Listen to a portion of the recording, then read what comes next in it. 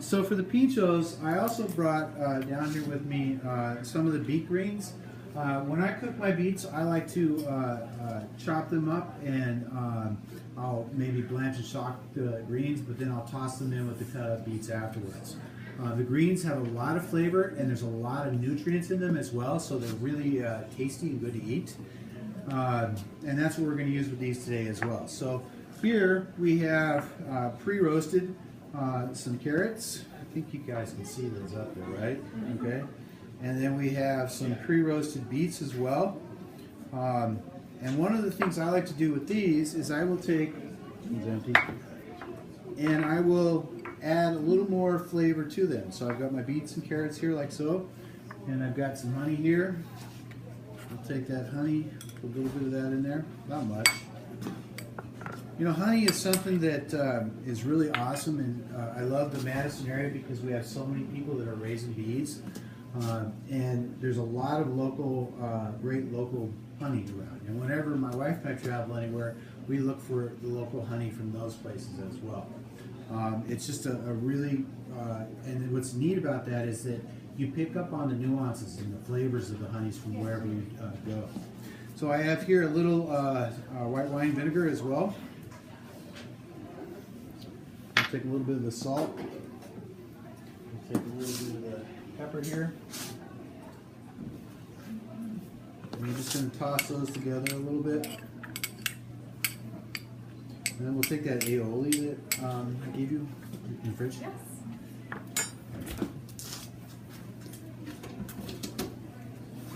Okay. So for this, we have this great beet green here, and we want to season that a little bit. And what I'll do is I'll just take a little bit of that honey again, brush that on there. A little bit of our salt, that'll help hold that salt for us. A little bit of pepper, and we're ready to go. Now we'll take a little bit of our aioli and we'll put it on the bread.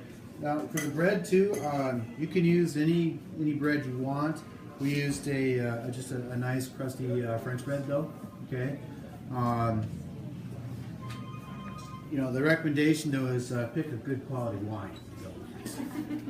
Okay. So we have some our roast beets here that we're going to lay on here like so. And then we have our roast carrots. I think we need one more.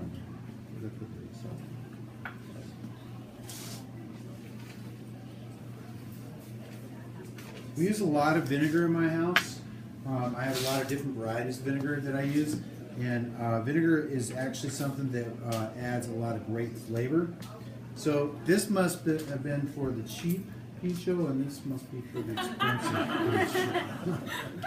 pincho. Okay, so we're going to just take our scissors and we'll cut a nice big one like that. All right, so let's take a look at our chicken. I'm not sure.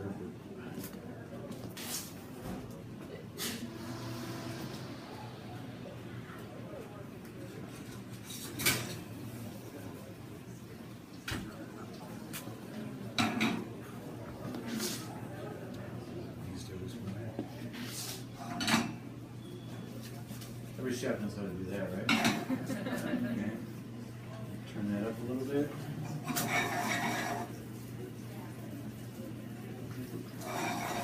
Go.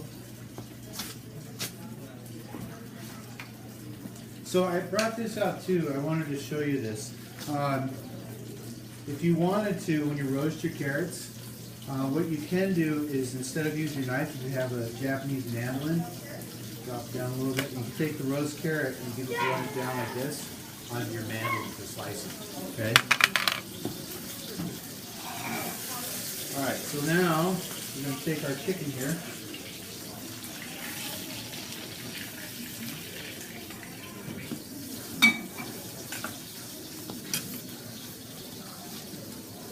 Okay? We're going to slice at a slight angle like so.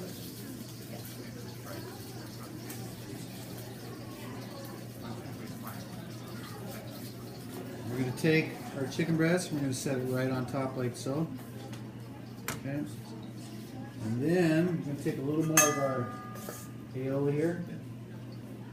slide that on there like so. And then we have our expensive pincho skewer. And that would come onto a plate, and they might even take, you know what, we're just going to make this cutting board a little messy.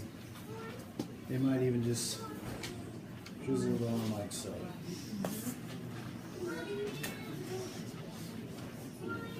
So if you want to get the recipe, I actually have a blog.